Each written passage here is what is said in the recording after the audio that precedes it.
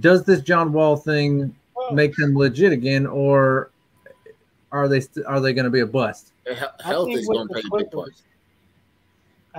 Clippers, yeah, I think that's their only problem. If you can stay healthy, I think they can go deep. If not, which you got a bunch of players that can't, it remains to be seen. Because who's to say next year they don't make it deep into the playoffs, but they lose in the Western Conference Finals because Paul George was injured, but Kawhi and John Wall tried to do it all, and they could. So then it becomes they would have been there if it wasn't for PG being hurt. Yeah, you could have said the same thing about the year before when when they lost to Phoenix. No Kawhi, but Reggie Jackson and Paul George put in work. So I mean, health is their biggest enemy. That's their biggest obstacle. They can stay healthy. I could see them in the finals. I could. I could see them in the finals. Yeah, I agree. Like I say, the Clippers, their biggest problem right now is just pretty much their health.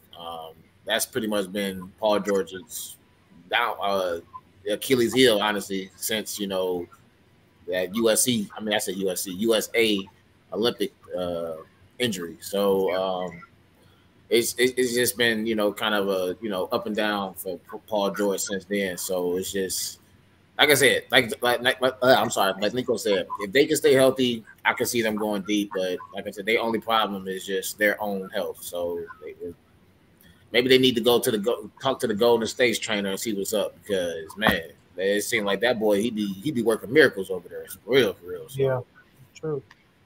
I mean, PG been playing like a dog. Sure, he's inconsistent, but Paul George, man, he been hooping.